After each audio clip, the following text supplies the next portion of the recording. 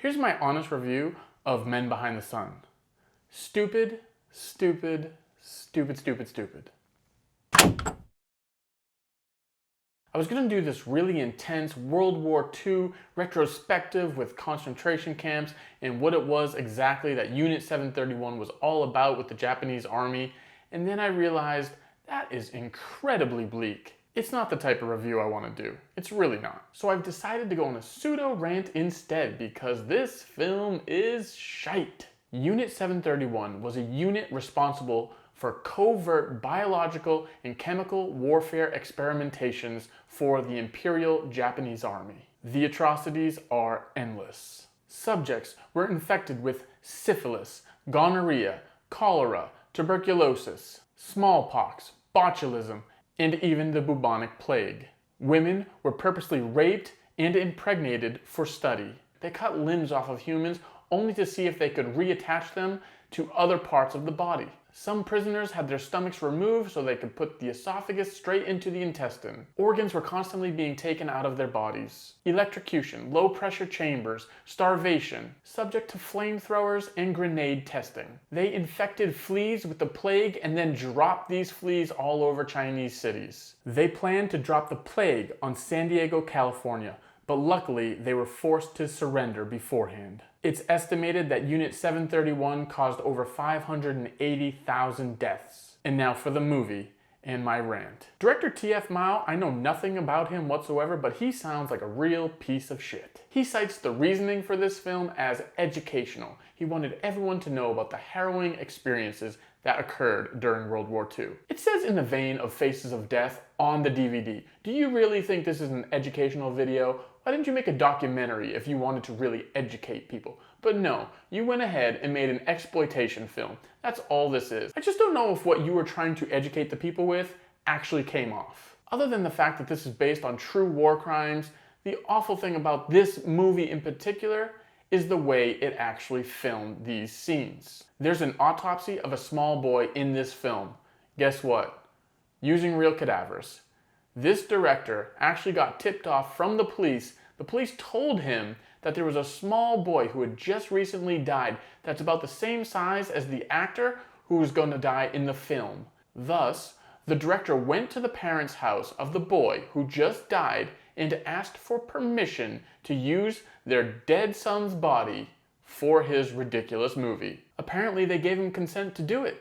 Mao goes on to describe the reasoning behind using real cadavers is because the special effects of the time just weren't what they needed to be during filming. Shut the f*** up. There's also a scene where a cat gets destroyed by thousands of rats. The answers of whether this was real or not is still a little controversial. There seems to be multiple answers going on, some towards the positive and some towards the negative. Mao said that they just smeared red-dyed honey all over the cat and that the rats licked the honey off, and that was all that was happened. They even fed the cat fish after shooting. However, whether that's true or not, and I can't really picture rats just licking a cat, but whatever, that's besides the point. The craziness of this discussion is that he's so enamored with trying to say that the cat wasn't killed or anything like that. The cat was perfectly fine. However, they did light all the rats on fire. They put all the rats to flame, and guess what?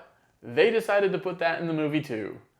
The rats didn't make it. They were definitely all killed. There's also a scene of Frostbite Experiments, and T.F. Mao couldn't find any actor willing to deal with this harsh reality that was his filmmaking.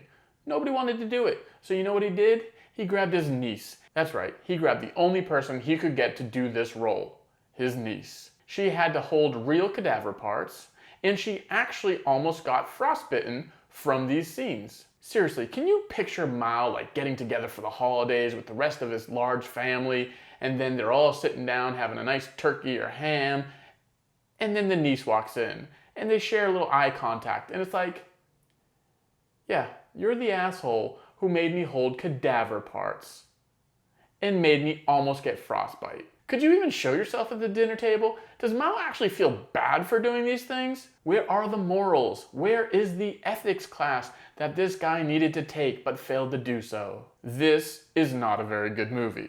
I get great joy from saying this is not a very good movie. It's really bad, actually. You'd see the guy talking, and then the English dub would come in like a couple seconds later. It was pathetic. Men Behind the Sun follows a group of young kids who get their start at Unit 731. It also follows the leader of this group, who is absolutely ridiculous.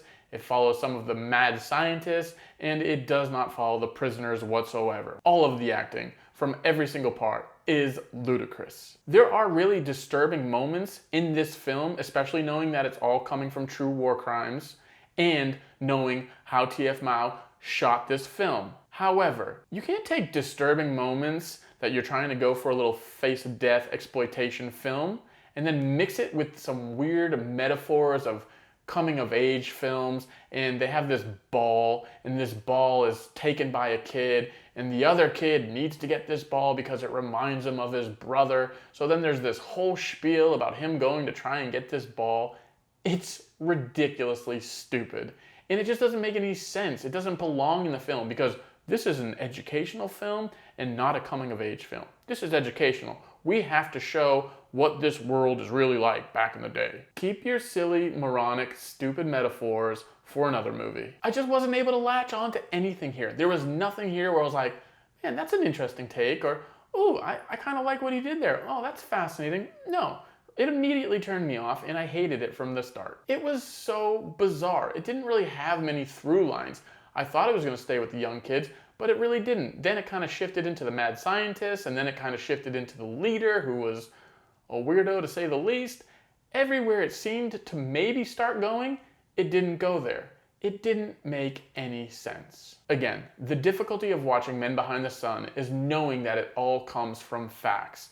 It is a harsh, harsh reality. And then T.F. Mao goes on and makes it even worse by using a small boy's death for his film in an autopsy, and using all these body parts from cadavers and actually killing animals. It's kind of crazy. I know there's been other movies where we see real cadavers, real skeletons, like in Poltergeist, or real deaths of animals like the cow in Apocalypse Now. But to be fair, that was also them just recording a ritual that was going on. It doesn't necessarily make it better, but it wasn't like they killed animals specifically for the film.